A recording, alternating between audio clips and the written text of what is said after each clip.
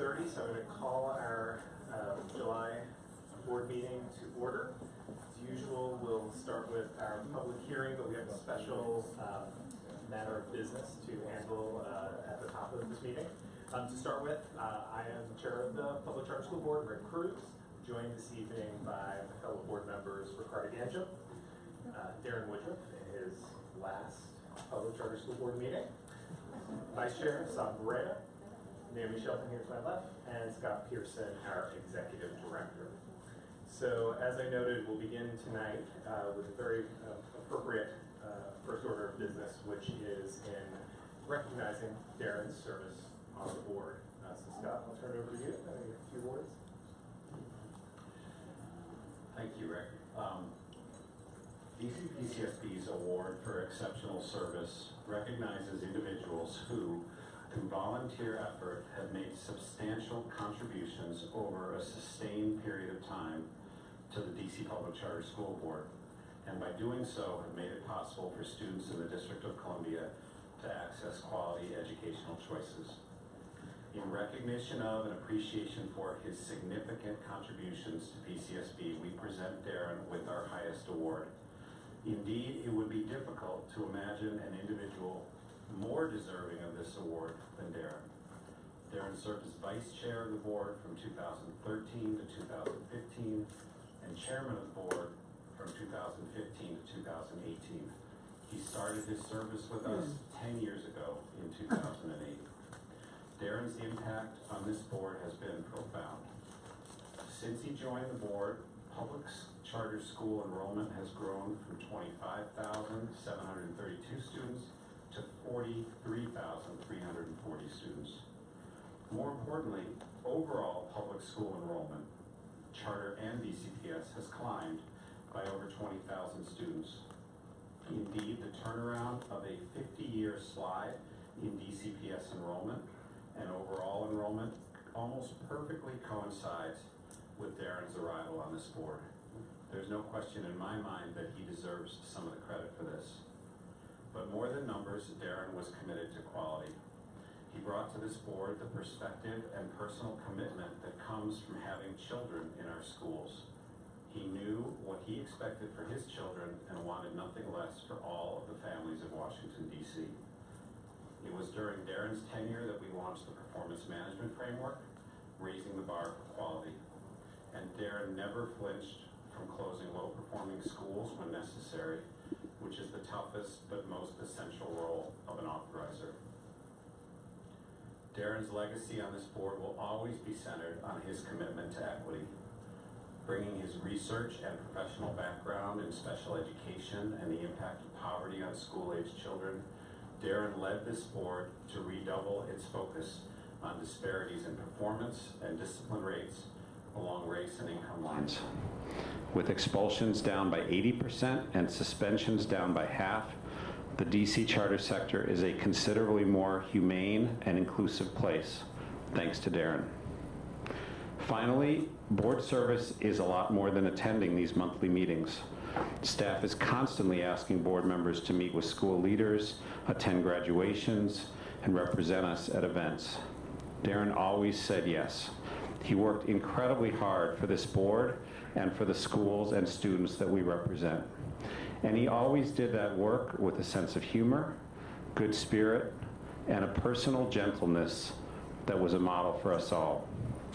In 10 years of difficult, contentious issues, Darren never raised his voice, he never showed rancor, and he treated all with respect. We couldn't have asked for more in a board member. Please join me in giving Darren a round of applause.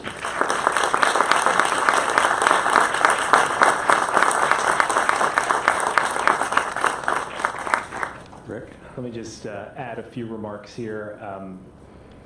Darren's the stalwart of the sector, 10 years on, and it's going to be quite strange not to have you in these meetings. I know you promised to come back and ask a lot of questions from the audience. You'll miss us. Maybe not at 11 o'clock on a Monday every third week, but I think you'll miss us, and we'll miss you. And as I said, when I succeeded you as board chair a few months ago, big shoes. that we all need to fill, and that I'm sort of anxious to fill. You've spoken for many families and students who more often than not don't have a voice. So we very much appreciate that about the work that you've done over the last 10 years. So thank you very much, and on behalf of the entire sector. Don't know if any of my other colleagues have any additional comments. So I started on the board 2 years ago, and Darren was the chair and was just an amazing guide as I ramped up my service here, and it has been just a pleasure to work with you. Obviously because of your guidance just as a board member, but also your, as many have said, your steadfast commitment to equity. You always ask the hard questions. You would pull out the data yourself and go over the stats and see what was what, and we really appreciated that. You always approached every question with humor and a willingness to engage multiple viewpoints. We didn't always agree, but I think we've had some really robust, important conversations, and I thank you for being just a very great colleague on this board.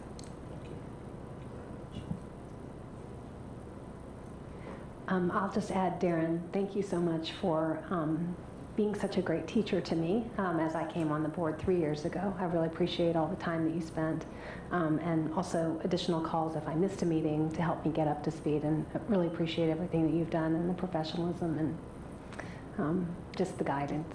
Thank you. Thank you. I will echo my colleagues' sentiments, and as the newest member of the board, thank you for the last, now I guess 7.5, 8 months or so of guidance. The extra attention that it takes to bring someone up to speed on such a long legacy of work. So I appreciate your service as someone who worked for Adrian Fenty. I appreciate the long-standing history that you have of the board and education here in the city, and the appreciation that you have shown to the fellow board members, to the effort that you've shown to the students of the district. And as a resident who is committed to education as well, I appreciate you and your service. I know that Steve and Don, while they couldn't be here, share many of these same sentiments. So know that you will be both truly loved and truly missed. So, yeah, if you'd like to. Thank you. I'll try to be brief. It's been an honor. It's been challenging, but it's really been a privilege. And as I look out at all the folks that are here from Rocket Ship, when we were talking about this earlier, I'm reminded that everyone that you see in front of you are volunteers on this board. We do this because we're passionate about education, and we do this because, just like you, we want to make sure that we have quality schools to send our children to. So this is something that we take very seriously, and more than doing it just for the charter movement or for ourselves or for our careers or anything like that, we're doing it for the children and for the families of Washington, D.C. So it really has been a tremendous honor just to work to serve your interest and try to make sure we have the best schools. And what I think particularly most proud about is that we have a lot of different types of schools. What I've learned is there's not one type of school that's going to work for every kid. You might have the same kids in a household, and you send them to different schools because they have different strengths or different needs. And what's been great about the charter movement in DC is that we've continued to try to make sure that we have a big enough variety of schools that you all can make decisions on behalf of your children and do well. So again, it's been a privilege. I was going to say it's appropriate that Hamilton is playing at the Kennedy Center, because I feel like that's who appointed me to this board. I've been on it for so long. But that said, I would like to thank, if you all remember Mayor Adrian Fenty, he was actually mayor when I got appointed. So thank you, Adrian Fenty, wherever you are. And also thanks to all of the school leaders, all of the teachers, and all of the schools, both DC public schools and charter schools that we've had a chance to work with. All of the chancellors, everyone on the council has been tremendously supportive of me and my role on this board, but as our board as a whole. And I'll end by thanking both our current staff and our executive director, Scott Pearson, our deputy director, Naomi Ruben DeVoe, the entire staff, as well as staff members that were here, over the years before I started. Before when I first got on the board, and also past chairs that I was able to work with, Brian Jones, Skip McCoy, and Don Soifer, who's not here tonight, but he served as vice chair during the time that I was chair. And our other current board members, Ricardo Ganjam, Saba Beretta, Naomi Shelton, Rick Cruz, our chair. Did I forget anybody? No, that's everyone. Steve Bumball couldn't be here as well. And did I get everyone? I just want to make sure. It's a work. We do this work because we're passionate about it, and we hope that you keep coming and tell us how we're doing and help us get the best schools we possibly can. So, thanks to everybody. Excellent. Thank you, Darren. So I'll read the proclamation now. I think that's me. Whereas from 2008 as a devoted board member and from 2015 as board chair until 2018, Darren Woodruff has helped to ensure the DC Public Charter School Board could fulfill its mission of providing quality public charter school options to students and families in Washington, D.C. Whereas Darren significantly increased the board's focus on school accountability by implementing the DC Public Charter School Board's performance management framework, closing 42 low-performing schools and approving 36 new campuses of existing high-performing schools. Whereas Darren's emphasis on setting rigorous academic standards for all public charter schools has led to more students attending high-performing public charter schools and more families enrolling their students in public charter schools across the city, contributing to the revitalization of Washington, D.C. Whereas Darren pushed forward efforts to reduce exclusionary discipline practices across D.C. public charter schools, contributing to the decrease in expulsions by 80% and suspensions by almost half since 2011. And now, therefore, be it resolved that the DC Public Charter School Board does hereby honor Darren Woodruff for his tireless efforts on behalf of Washington, D.C. students and their families, awarding him with our highest honor, the DC Public Charter School Board's Award for Exceptional Service. I believe Scott has a little something for you. I think you're supposed to get up there. Take a quick photo.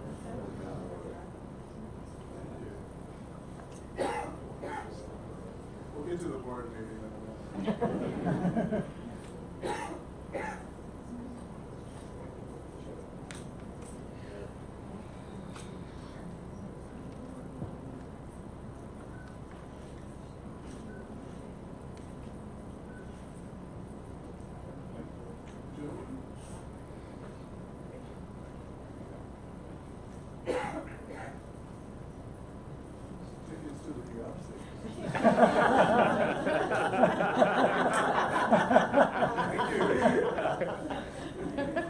Not paid for with public dollars. That's right. All right, so now for the show that you all came for. We're going to start our public hearing for this evening. Before we begin the public hearing portion, though, are there any public officials in attendance this evening? All right. Well, then I'll begin inviting folks up for public comment. So we're opening for public comment a couple of different items in the public hearing section this evening. A charter amendment for Latin American Youth Center, our PMF policy and technical guide, and revisions to our accreditation policy. For anyone who wants to comment on those three issues, I'll call you up around those specific issues. But before we start, for a number of the items that we have for voting during the formal part of our agenda, would love to welcome anyone that would like to stand up and come to the dais and make some public comment, which I think we've got some folks who may want to say some things. So maybe 2 or 3 or 4 at a time, depending on how many people want to say something, and we'll go from there.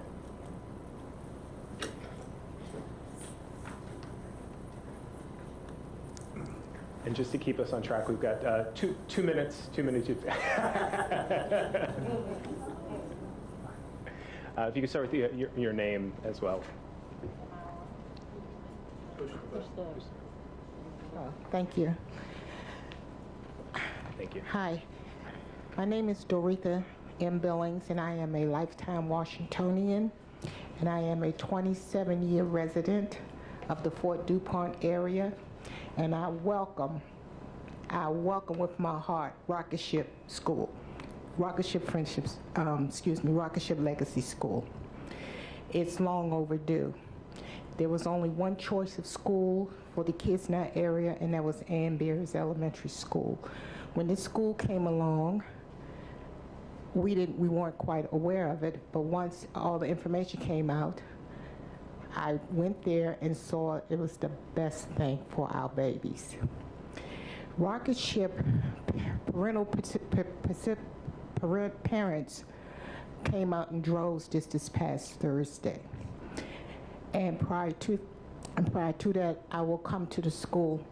The school offers so much for our children. One of the things that struck me was the security of the school, the welcoming staff, and the school and what they had to offer for our children. I'm a guardian of a 3-year-old who will be attending pre-K 3. Not only am I a 27-year resident of Fort DuPont, I'm also the president of my condominium association located 1 block from the school. 1 block. We're changing. Our neighborhood is changing. We're getting more young children in. The elders that have been there their lifetime, as with life, they're transitioning, and younger people coming in. The best thing you all did was open that school for us, and I appreciate it. And the parents that are there, we had everything positive to say. Please continue to support Rocket Ship. We need Rocket Ship. Thank you so much. And the school does not cause any problems in the neighborhood as well. It's excellent. No problems. Thank you. Thank you, ma'am.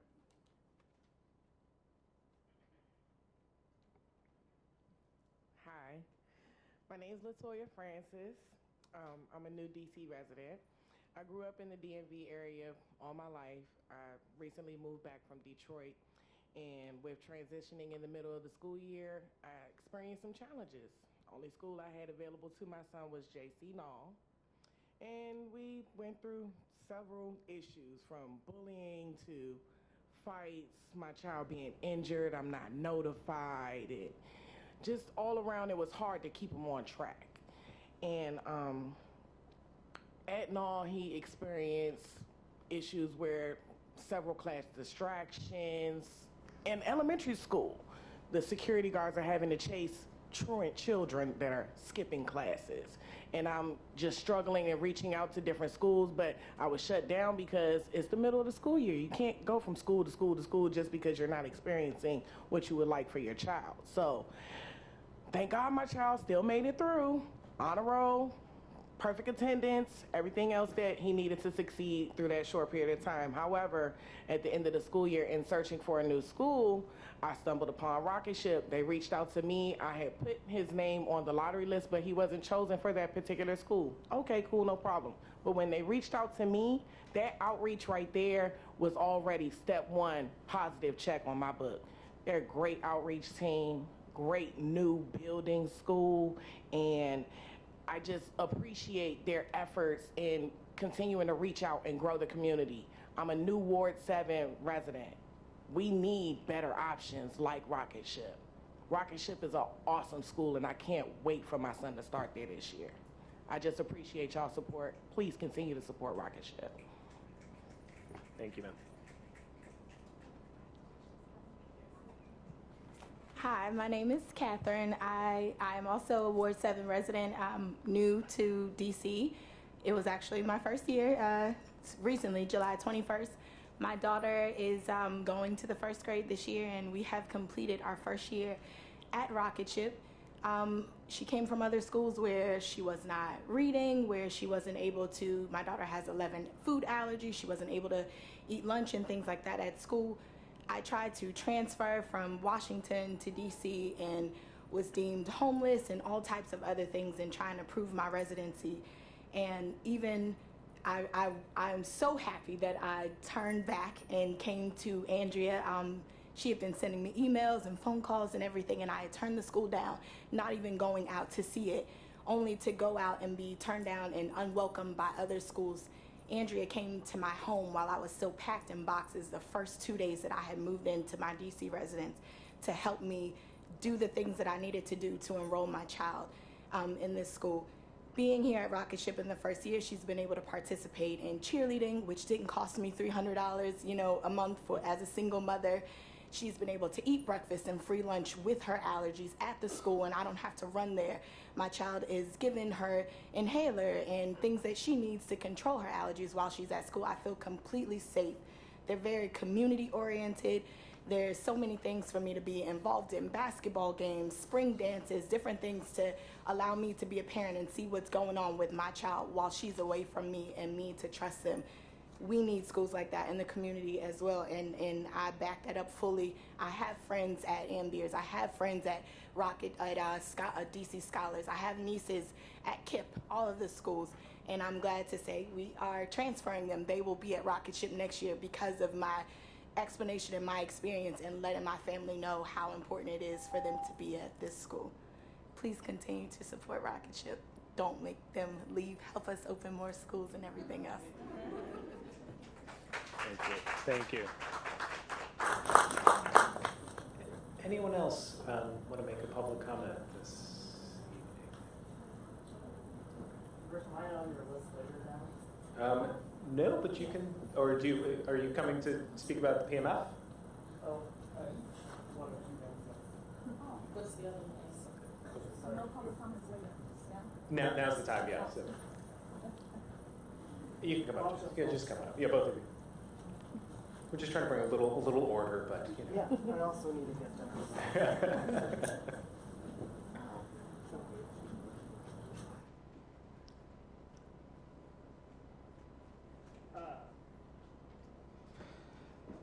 Board. First off, I wanted to let you know that last week we recognized 10 bold improvement schools in the District of Columbia. These are 10 schools who serve high at-risk populations, but also have growth data that is as good as or better than Ward 3 schools. We recognized 10 total, the top 10, and 5 of those were public charter schools: Center City Shaw, DC Bilingual, Friendship Woodridge Middle, KIPP Northeast, and KIPP Promise Academies. All these schools share a common deep commitment to teacher quality, have a pervasive culture of high expectations for all, including staff, students, and families. They fully support the whole child and their families, and they use data to find the right resources to move the needle for all children. They also do unique things. For example, at Center City Shaw, Principal Brandy Tyson strategically used student growth, teacher quality, and family engagement data to loop one teacher with the same group of students for 4 years, and those students are the highest performing cohort the school has ever had. You can find out more about these schools at empowerk12.org, and we'll do this again moving forward year over year.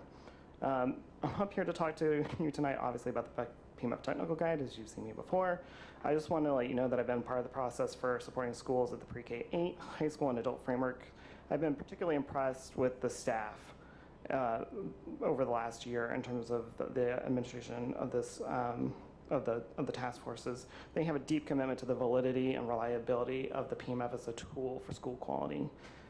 Particularly Pete, Aaron, Melody, and Naomi all deserve a lot of credit for all the hard work that we put together. They've also, in particular, the adult schools, they listened to the proposal that the adult schools put together and have really, I think, put adult on the right track. I'm just also thankful for the commitment to this high quality PMF, and I think we're on the right track. Is it perfect? No, but is anything perfect? No. And so also thank you, Darren, for your decade of leadership. And Rick, good luck filling your shoes. Josh, thank you for being a productive nudge in so many of these conversations around the PMF. And I know many of us have tweeted out the list of schools over the last week, but really great recognition of both our traditional DCPS schools and charter schools. So thanks for that. Good evening, board, and the rest of our guests this evening. Thank you so much for allowing me to speak. My name is Dr. Teray Holmes. I am a former K-12 classroom teacher and a college professor. I've taught in New York City, Chicago, and in Abu Dhabi. And I'm actually the founder of a new program called Career Smarts. It's a program that introduces minority students to non-traditional STEAM careers, STEAM including arts. I came up with the program for a few reasons. Number one, I was a classroom teacher. And one of the things that I notice is that classroom teachers lose a lot of time preparing for career days that are not always effective. That's number one. The second thing is that students don't always get to see which STEAM careers actually exist. And so our professionals come from NASA, they come from public practice as well as private practice. They're in public television and just all over the United States, including outside of the United States. And so we bring these STEAM professionals to your students or to students in using nothing but technology, which is one of the ways in which, of course, students love to learn. And so we disrupt the way the traditional career days are done, and we bring these professionals to your students through technology.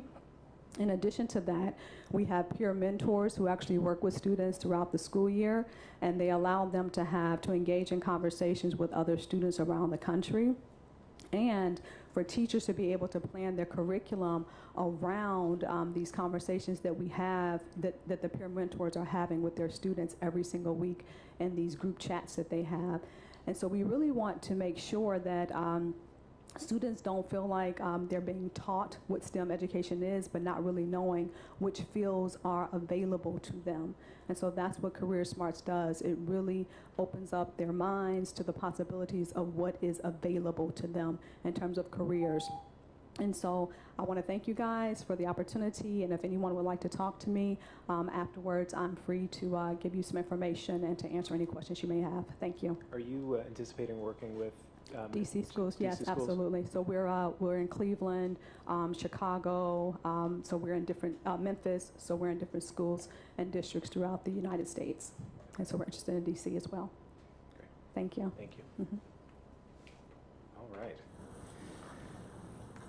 So we'll turn to a couple of the public hearing items and then,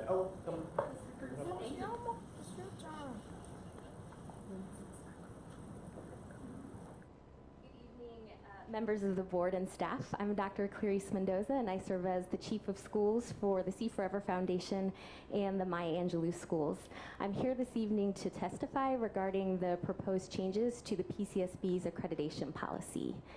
Because the See Forever Foundation, not Maya Angelou, operates our residential program, we are currently exploring whether or not, under the DC Reform School Act of 1995, the Public Charter School Board's proposed revision to its accreditation policy actually applies to our program. While we understand that the deadline for providing comments to PCSB on this particular issue is today, we are respectfully requesting a 2-week extension to August 6, 2018, in order to provide a more detailed analysis of our position here. In reference to PCSB's specific proposal to move up the date for residential program accreditation, the See Forever Foundation has a concern. As you know, the PCSB initially released proposed changes to the accreditation policy that would require schools which are already accredited to finalize their residential accreditation by January 1st, 2021. To change this date to July 31st, 2019 is a substantial change and one that is not feasible. In fact, Middle States provided the See Forever Foundation with a different timeline, citing that we complete accreditation preparation in the 2018-2019 school year in order to prepare for an actual site visit in the 2019-2020 school year. It's not clear to us at this time why the timeline has been significantly shortened. We will continue researching the issue of accreditation of our residential program and are in conversation with our board and our council as part of this process. I deeply appreciate the opportunity to testify this evening and welcome the opportunity to provide additional feedback in the very near future. Great, thank you. And we'll be bringing up our staff to talk through the accreditation policy in sort of two items from now. So if you can, would love it if you could stay for that Sure. part of this. Will do. Thank you.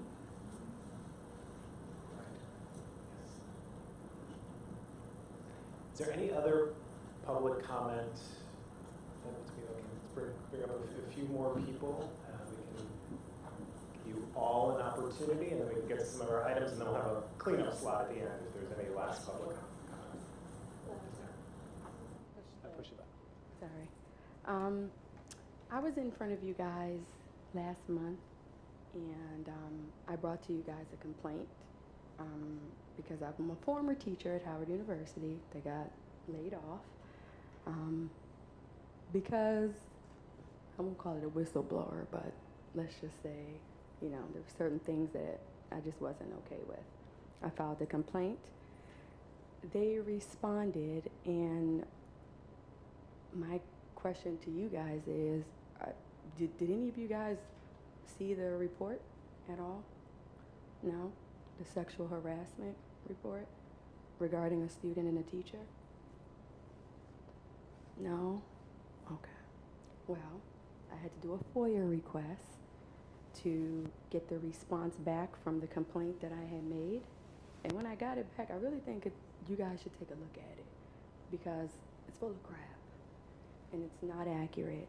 And they sent you guys forms that they just made up about policies, so on and so forth. And when I have a parent that can tell you that this school did not contact them, did not do their due diligence regarding the situation, I just don't want you guys to sweep it under the rug. I'm not going to stop. Okay? And I'm just asking that you look at their quote-unquote investigative report that they did, because like I told you guys last time, I'm a career changer. I was an investigator for 15 years and fell in love with teaching while I was substitute teaching just to supplement my income. Went back to school, did everything I needed to do to be a teacher. So I take my job serious. But I lost my job because right is right and wrong is wrong. None of your children go there, right? Right. But if it was my daughter that came and said to you, or you, or you, hey, I feel very sexually uncomfortable around Mr. Cruz, and I bring it to administrators, and then I get in trouble. I got in trouble, and nothing came from that. And do you know what the principal of the school said to the student? Howard University has a lot of heat on them right now. I don't care about the heat. You know, kids couldn't come back to school. All right, okay. Y'all still in financial aid, whatever. I'm a female. We're in the Me Too movement right now. But the fact that they slid it under the rug, didn't look into it, and then told the student that, and then said, hey, I don't think Mr. Cruz would say something like that. If that was your daughter, do you think that's appropriate? I asked you guys last time, did he have to touch her inappropriately for somebody to think that that was wrong? But I feel like you guys aren't really looking into it, you know? But maybe it's because your children don't go there. But I'm African American. This right here means something to me.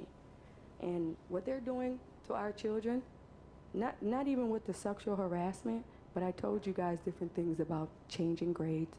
I gave them evidence. And my thing is, don't push my black kids forward. Just pushing them out the way to get them out of the way. They're not learning. Certain things they're doing, it's wrong. And I'm just asking, public school is different because I've been in public school, and I know private schools are like individually owned or whatever. But please, take a look into Howard University, because I'm not going to stop. What they did is wrong. They violated the rules, and if that was your kid, you wouldn't want that to happen, okay? The young lady did not feel comfortable, and they told her, I don't think that such and such would do that. That is not for them to do. And I'm speaking so passionately because I had an issue as a young child. You understand? And I didn't want to come out and tell anybody. And a student came and told me how she felt, and I told the proper people, and I got in trouble. So I'm trying to figure out what are y'all gonna do? What are you guys gonna do? Because I'm writing letters, I'm doing this, lawyers are reaching out. Now what? I got the response, and it's bull crap. You can read it for yourself. I know you guys haven't. Please. Ma'am, yes? it's 2 minutes. You've gone 8. Okay. Thank you. I will be sitting down. You've heard my point. Thank you. Please look into it, okay? Thank you. Thank you.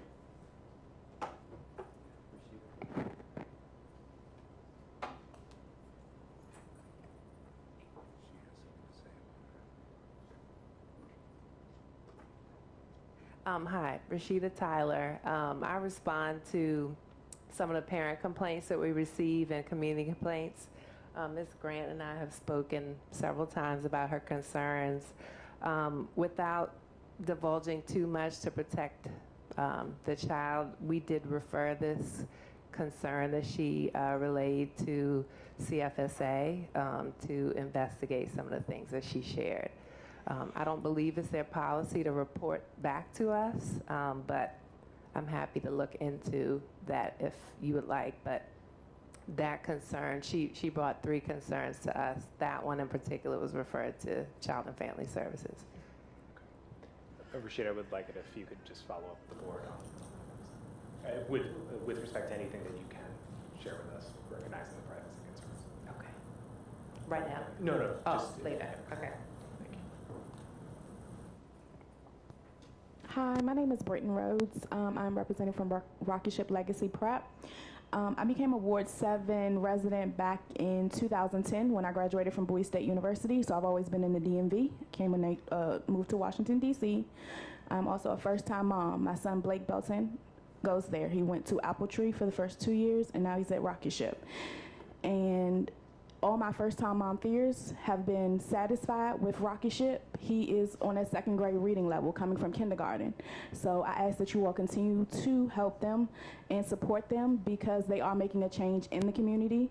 And again, as the young lady stated earlier, with a lot of the newcomers to Ward 7, that is an awesome feeling. I'm afraid to even put him anywhere else because I feel that either there's going to be a lack or it's not going to, the gap of, I should say, there may become a gap.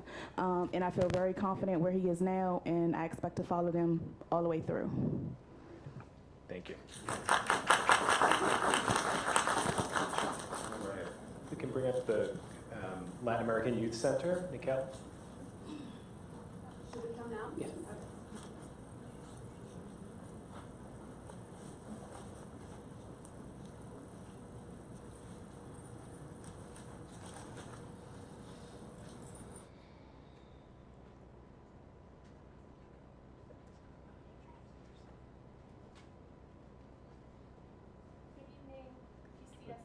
Put the mic on. My name is Kate Brannon, and I'm the board treasurer of LAYC Career Academy. We are here before you today because the adult performance management framework may be changing considerably next year, and some of our school's goals are tied to the PMF. We are seeking an amendment to keep our goals the same so that they would not change as the PMF changes. This amendment will allow the school to maintain the same standards that were used this year and to know what is expected of it for school year 2018-2019 and beyond. This clarity and certainty will help the school to best serve its students. LAYC Career Academy greatly appreciates the support that the PCSB staff have given to this proposal and the spirit of collaboration that Naomi, Terry, Aaron, Nikel, and other PCSB staff have shared with us during the proposal process. We hope that you will support our proposal to keep our goals the same. Thank you for your consideration. And Amber is here with us this evening, as well as our principal, Jackie, for any other further questions that you may have. Good evening. My name is Nikhil Vashi, specialist on the school quality and accountability team. This is a public hearing to discuss a request by Latin American Youth Center Career Academy Public Charter School to amend its charter goals. The school would like to amend its goals so that it may continue to be held to the existing FORS, targets, and business rules found in the SY 2017-18 Adult Education Performance Management Framework Technical Guide, despite any changes PCSB makes to the guide in subsequent years.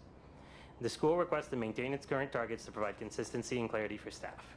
Representatives from the school are here to answer any of your questions. Thank you.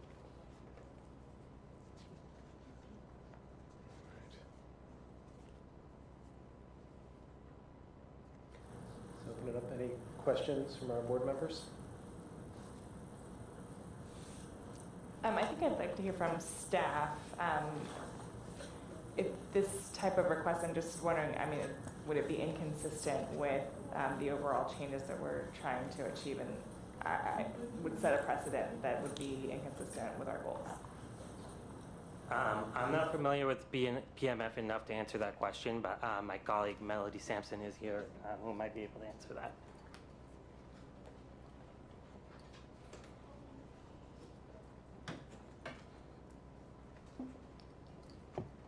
So the main change with the proposed 2018-19 PMF guide is a switch to summative or holistic scoring. And so that has really significantly changed where we think floors and targets will land. And so the shift is just so dramatic that it doesn't seem fair to the school to hold them to that new standard when we've negotiated and took over a month-long process, negotiated floors and targets and goals for the school that were appropriate after their review last year. Did you want to add anything?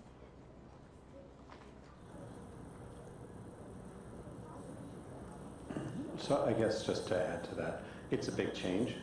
And so from my perspective, it's a reasonable request from the school to be held to what they understood to be the bar when we set their goals.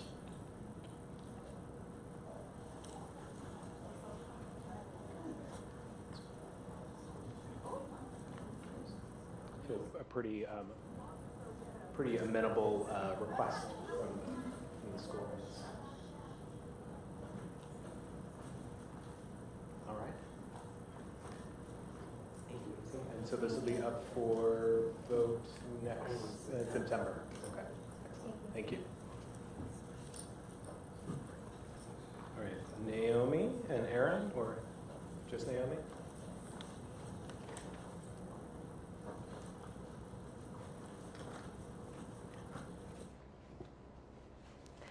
Good evening.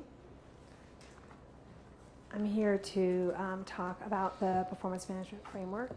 Melody, do you want to join me in case we get questions? So we opened for public comment the entire performance management framework for the 18-19 school year, so this coming up school year. And we opened it in two parts. We opened the pre-K 8 and high school framework, and then at the end of the week we opened the adult education framework. There have been no changes to the alternative accountability framework, which is also open for public comment, but there have been no changes. For pre-K 8 in high school, you'll see in the proposal there are a number of changes, but they are very small. They do not really impact the overall scores, the reliability, or the validity. They keep things the same. And one of the things we clear up are things like the medium growth percentile has moved from a city score where we could only look at students and compare students within DC to a consortium level score, which is every student who takes part, which includes students in Maryland and Delaware. They are included, so this will give us a broader group of students to compare to. So we've added in things like that. But most of it stayed the same, and then we got to the adult education framework. And for the adult education framework, the schools really proposed a very radical change, and that was to move from a way of scoring, which was by 4 categories, and you had to get 65% of the points in every category to earn a Tier 1 status, to now being holistic. So each category is weighted different amounts. They're no longer 25% each. It's now the ones for achievement and progress are weighted much more heavily than the ones for attendance and persistence, as are our other frameworks. But in doing that, we also raise the targets. So in some cases, they are at the 90th percentile. In some cases, they're aspirational. And we did this in collaboration with the schools, trying to come up with a fair framework where we could really push for excellence as well as recognize where we are. And I think that's pretty much it. Anything else? No. So questions? Yes, Sarah. You mentioned that we're now looking at, you mentioned that we're now looking at scores of other locations outside of the District of Columbia, is that correct? For the pre-K 8 in high school, we're looking at the MGP, the medium growth percentile, including all students who take the park. So yes, it's students who are outside of DC are included in creating that score. Okay, so the floors and targets. For median growth percentile, we're keeping the median at 50, and we're keeping the target and floor the same that it's always been. So it's a range around 50. 50 means you're doing as well as everybody else. Right. And then to beat that, to get a 60 or a 52 is actually quite great. So we're not changing I guess those. I'm trying to get my head around, so are there any specific benefits of now looking at all takers of the park versus just DC takers of the park? Yeah, so when it was just DC, it was very much of a seesaw. So if one sector did better than the other, then that sector would start to be higher than the 50 mark, and the other sector would there by default be lower. And one school, so it was all very much a seesaw, and having many more schools and many more students involved, it causes it to be an easier comparison and more a fair comparison. Thank you. Larger. With respect to the adult education changes, having participated in one of the task forces, and then Josh Booth spoke to the larger process, could you just provide a little bit more context for the process that got us to where we are? So we started in January, and I should actually backtrack and say that the technical guide that's currently in existence calls on us to update floors and targets for the 18-19 school year. So when we started the cycle this January, we assumed that we would just be following the manual as prescribed, just doing a perfunctory sort of update to the floors and targets. When we started to do that analysis, we realized that there were some weaknesses in the methods that we were using to set floors and targets. And so then we brought that analysis to the task force probably by February. And so that has been just a months-long experience of looking at national and local performance data and negotiating with our school leaders to finally getting to a proposal that they really spearheaded and that we embraced. And correct me if I'm wrong, I believe you guys have done some testing to ensure that while the process is new, and I think we're pleased that it's harmonized with the other PMFs, that it's not going to mean a radical departure in schools' performance. Is that correct? That was a critical piece for us. When we apply the business rules and the new proposals to the 16-17 data, we were able to ensure that no school's tier changed.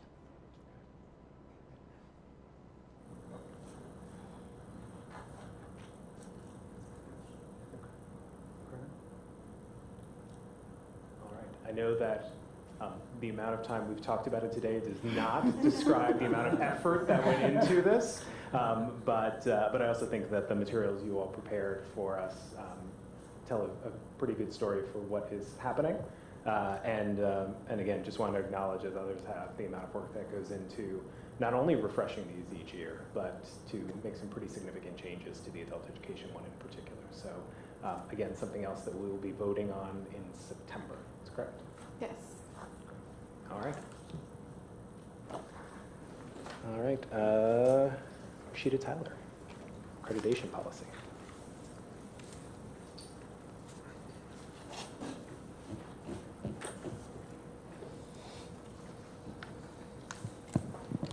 All right, good evening again, Rashida Tyler. Tonight we're having a public hearing on revisions to the accreditation policy. The proposed revisions would add a requirement for schools with residential education programs to obtain accreditation for those programs as well as for their day programs. Just a quick definition, residential education is where students either reside on campus or at alternative locations during any part of the school year. We're asking for schools that are currently accredited with board-approved residential programs to ensure that their programs are fully accredited by July 2019. And I'll take any questions you have about that revision. So I guess per earlier comment, what was the reason for moving up the date to July? So it was our understanding, and we're happy to look into the timeline that she referenced with Middle States, that this would be a pretty quick process. It was described through that one accreditation agency, which 2 of our boarding schools are accredited by, that they would need to submit an addendum requesting that their accreditation be extended and get a site visit. But if there's anything more than that, we're happy to come back to you in September with what those details are and a potential revision to the timeline. How many schools does this affect? So this is 3 schools. 2 of our 3 schools have been open for more than 20 years, so they're already accredited. The 3rd school, I believe, is about to begin its 5th year, so they're in the process of accreditation. On the last of those schools, the one that's coming up upon their 5th year in their accreditation process, will that process look substantially different now as compared to the other schools who are already accredited and this is a addendum?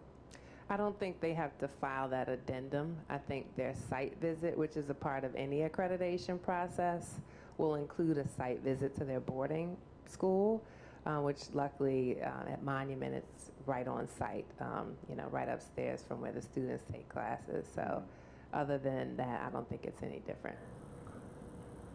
And given that we're literally talking about 3 LEAs here, have you and or someone on the team and Maya Angelou staff discussed their concerns prior to this evening? No, this is the first time I've heard of that concern in particular, so I'll be happy to reach out. Great. So I just want to make sure that I think we've got enough time before we vote. There are few enough schools in this situation that we want to find something that's fair and addresses the situation, or also figures out if there's another way to make this work. So absolutely.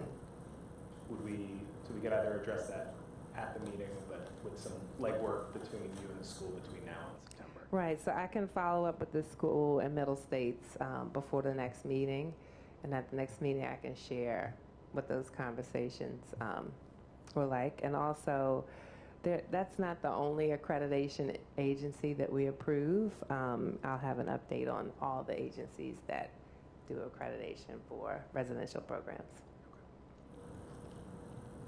Any other questions from the board? Does that work for our friends at Maya? Great. All right. Thank you. Okay, so public hearing is closed, and now we'll transition to the public meeting. We'll start by getting a motion on the agenda. I move to approve the July 23rd, 2018 board meeting agenda. Second. Second. All in favor? Aye. Aye. And while Don Soifer and Steve Bumbaugh couldn't join us this evening, I do have proxy votes for them on all of our matters this evening, and there's an aye from Don Soifer and an aye from Steve Bumbaugh on the approval of the agenda. All right, then quickly into the consent calendar, which is where the bulk of our items are this evening. The consent calendar is largely routine or administrative items that we didn't feel like we needed to relitigate in any way. So if I've got a couple of motions here that we'll need to do. We have first a motion on administrative contracts. I move to read into the record the administrative contracts over $25,000 and the reconciliation for FY17. Second. Second. All in favor? Aye. Aye. And ayes as well from Steve Bumbaugh and from Don Soifer. All right. Now for some of our charter amendments. Can I get a motion on the E.W. Stokes charter amendment request? And I'll note here that Salma Breda is recused from this vote.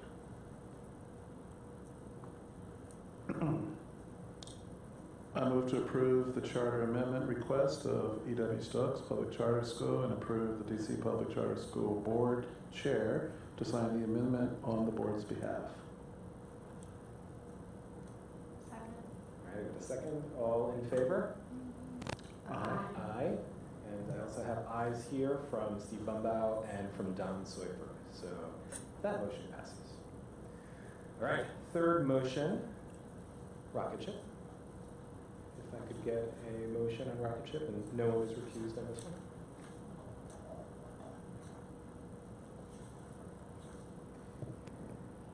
I move to approve the charter amendment request of Rocket Ship PCS and Friendship PCS and approve the DC PCSB board chair to sign the amendments on the board's behalf. Can I get a second? Second.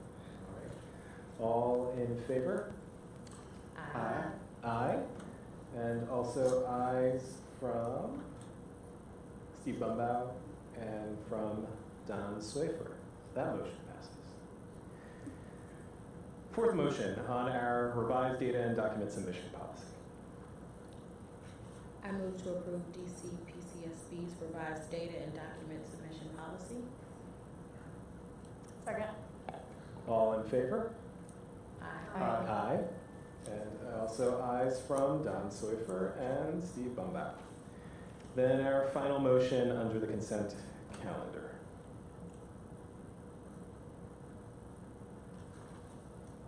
I move to archive DC PCSB's monitoring and communication policy. Can I get a second? Second. All in favor? Aye. Aye as well. Don Swayfer and Steve Bumbaugh, proxy votes in favor for those, so that motion passes as well. That is full sweep of consent calendar motions. So next, we will bring up Naomi and the discussion around the fiscal year 2017 financial analysis report. Good evening again. Naomi Rubin DeVoe, and with me is? Ozo Namadim, School Finance Specialist. And we're going to together present the financial analysis report, which is on our website. So each year, the DC Public Charter School Board is required to conduct each year, every charter school is required to conduct annually a thorough audit of its finances and operations, which is published on DC Public Charter School Board's website. Each audit is conducted by a third-party auditor chosen by the school from a list of auditors approved by us, by the Office of the Chief Financial Officer, and by the Office of the State Superintendent of Education. We analyze and summarize information in these audits to produce this financial analysis report. And the report presents consistent and transparent information about every DC public charter school finances and operations. These are for fiscal year 2017, and it has three key components: aggregated and supplemental information and commentary on the key trends and opportunities of DC Public Charter Schools' finances, a financial report card for each school described in further depth in the report card definitions, and data on each school's management organization, if applicable. In preparing this report, we have sought input from a task force of public charter school representatives, charter school organizations, and members of our Parent and Alumni Leadership Council. This task force continues to improve the FAR metrics and design and the way that DC Public Charter School Board communicates financial information with its stakeholders. We do have a bit of a high-level summary of the results for fiscal year 17. We continue to show strong financial results. Roughly 90% of the public charter schools meet or exceed the standards for individuals' indicators of financial strength. That means 47 charter schools meet or exceed all of these standards. So every single standard that we measure them on, they meet or exceed those standards. Overall, for the sector, our assets grew by over 85 million, or 7%. And much of that growth is due to investment in property and equipment. Liabilities also grew, and most of that's attributed to long-term debt. And we have strengthened our reserves with a total net asset grew by 33 million compared to fiscal year 16. And now I'll let you ask those questions, and Ozo and I are here to try and answer them.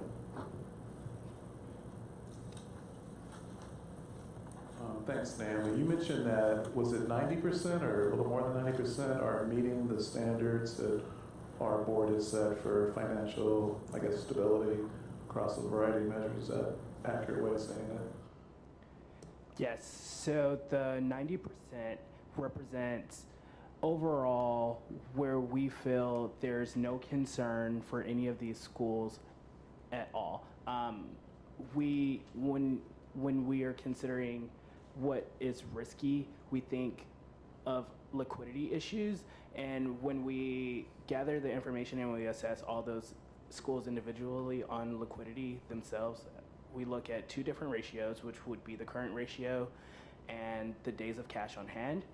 And all of the schools meet or exceed that expectation. I think there's only 7 schools that have any area where we're on more strict monitoring, where they present a concern for liquidity at all. Right, and I asked that question because given some of the concerns our board as well as the general public has had over this previous school year that just ended about finances and how transparent that information is to the public, I think it's worth noting and feeling pretty good about the fact that we're at that high level of schools being where they need to be in terms of finances. So my other question then is the much smaller number of schools that don't meet that standard.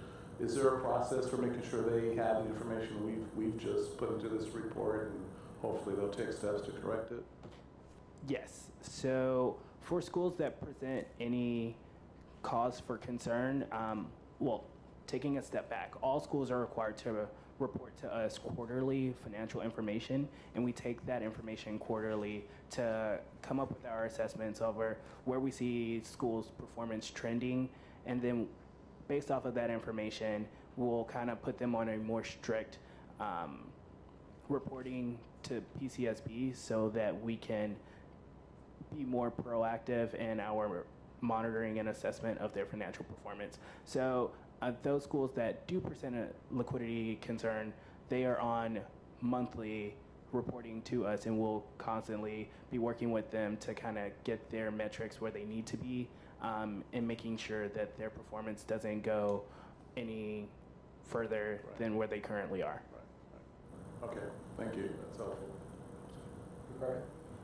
I continue to hear that facilities funding is an issue. What are some trends that you're seeing or that came out of the analysis?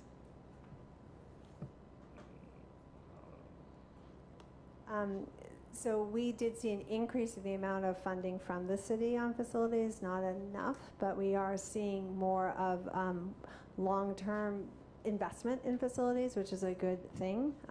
But it's, I don't know, it's still an area of concern. We still need more funding, right? We're still not out of place, but we're not seeing schools that are going to go, that are investing too much in the facilities, and I think Scott might want to answer a little bit more directly. For about 10 years, the facilities funding per pupil stayed flat. And we were very pleased that 2 years ago, the mayor made a commitment to increase the per pupil facilities funding each year by 2.2% for the next 5 years. And so that the schools experienced the first year of that last year and are about to experience the second year of that. So that's made a big difference, and we've heard from many school leaders about how it has enabled them to invest in their plans. We still have, you know, it would be extremely unusual for a DCPS school to not have a gym, an auditorium, a playing field, and yet many of our charters, I would venture to say most of our charter schools do not have all 3 of those amenities. Also, I would like to note that based off of the analysis that we did perform, whenever we saw the assets growing, that $85 million was investments in property and facilities. So the schools did feel confident enough in the funding that they are receiving to actually go on and make those investments over the last year. And when we assess that, we look at the assets growing on one side and the liability that they had to take on, and they didn't have to take on as much debt to cover the cost of those facilities. So I would feel pretty confident in saying that the facilities allotment increase has enabled them to make more sound investments in those facilities. Given the lag in this report over real-time data, so it's July 1st, 2016 through June 30th, 2017. The process, as you described earlier, of the monthly, the quarterly reports and then the monthly monitoring, that would have happened for any schools flagged in this report across the past year. Correct. That is, so right now there are a number of those situations could quite possibly have been remedied, or we've been working toward working with their boards and their leadership. They have all that information. I'm trying to get to sort of how this actually sort of works for a school's leadership and a board who may be struggling financially. Okay, so I will divide that into two questions. One on addressing the lag and the transparency of information. So I would say that in order to create the FAR report, we rely on the audited financial statements, which come from a third-party auditor that is validating the information. We want to make sure that we're using the most complete, accurate information to make our to release to the public, and the FAR has to be it's relying upon those reports, and those don't come over to the school board until December. So it takes a little time to gather that information, validate it with the schools individually, and then kind of go through our analysis. This particular report, we didn't release, there were some situations out of our control, and we just didn't have the capacity to release it outside of any sooner. I think going forward, we're working on an April-May release date. But there still will be that lag because of the nature of the report itself being reliant upon the audited financial statements. And then the second part of the question was for the school board's use and how you see them using it. So I'll take two parts. For those schools that we identify as being in potential financial trouble, we identify them at the end of that school year. So we start at the beginning of last school year. We had 6 schools that we were monitoring, 7 schools, where we bring in the boards and we share with them the information. And then they produce monthly for us versus quarterly. And we have back and forth, and we, based on, again, unaudited information, so we can't really share 100%, but what we think is that they have an increase, all of them have an increase cash on hand and are actually showing improvements across all of the measures based on this sort of close relationship that they then have with our staff and their board has with our leadership. So right now we're identifying the schools from this past school year once our final year ends for those that we will have on close monitoring for this upcoming school year. So we don't need the final audited results in order to begin the process to make sure that schools that are showing some red flags. Exactly. What we do then catch more once the audited results come in. If there is, for example, a going concern or something else that the auditor finds that we wouldn't have been able to ascertain ourselves, we will then bring those schools in as well. And that when we bring in schools, we're talking about bringing in their board chairs, because the boards, of course, have the fiduciary responsibility of the schools.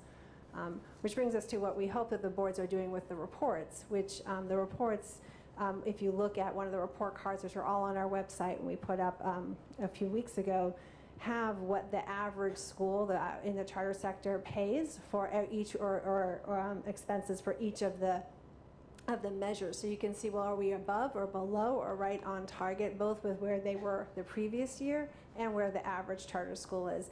And we think that that's a very useful thing for board members to be looking at and sort of doing a gut check. Are we in line, or is there a reason why we would be out of line, and are we going to be back in line?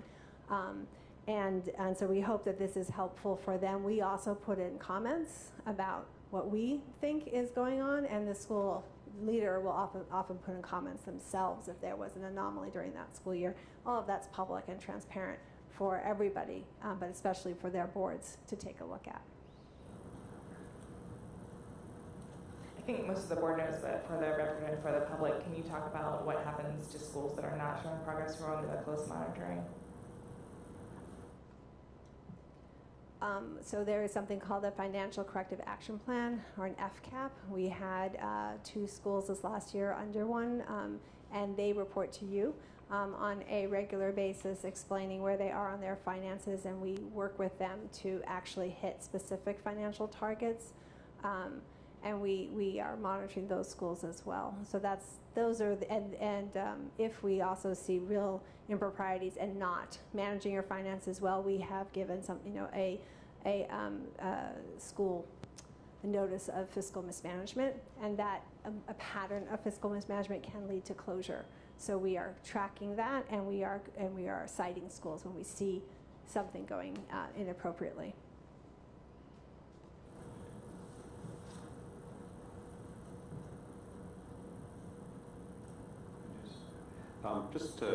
There's always a few charts in here that I find particularly interesting. Exhibit 10, which, sorry, there are not page numbers in the handout that you have, but it's philanthropic revenue by school. It's about 10 pages in. I just find it very interesting that we show not only the total philanthropic revenue for the last 3 years, we show the philanthropic revenue per pupil. And we have a tremendous range. We have some schools who raise zero money per pupil, and we all the way up to one school that raised over $12,000 per student in philanthropic revenue. So that's often something that I find really interesting. Also, 2 pages later is an index of all of the schools that have management organizations. We state whether those are nonprofit or for-profit. You can see that there's just a handful of for-profit management organizations. Every public charter school in Washington, D.C. is a nonprofit organization, but some contract with for-profit or nonprofit organizations to provide management services to them. And then when you go back into the detail for each school, you can see information about that. So for example, we have a number of folks from Rocket Ship here, and what we see on the table for Rocket Ship is that they actually have 2 relationships with management organizations. One is with Apple Tree, which provides the pre-K3 and pre-K4 services, and we can see, for example, that Apple Tree was paid $2.3 million for those services. We could see the salary of the head of Apple Tree. And also, Rocket Ship has a financial relationship with Rocket Ship Education, which is the national nonprofit organization. And we can see that the school paid 8.45% of its revenues, or $853,000, for the management services that were provided. And to echo what I think Naomi started off saying is that this report now is on the website, publicly available, and as Scott just pointed out, really valuable information on all of our LEAs. Other questions? Thank you both. All right. This is going to feel incredibly anticlimactic, Darren. Because it's 7:48 and we're at the new business. Is there any? Which the answer usually is no. But I'll ask if there is any new business amongst our board members. All right. If not, then one last opportunity for public comment for anyone who may not have had a chance to share thoughts earlier. All right. Otherwise, I'm going to bring our July meeting to a close and say thank you again, Darren. Thank you.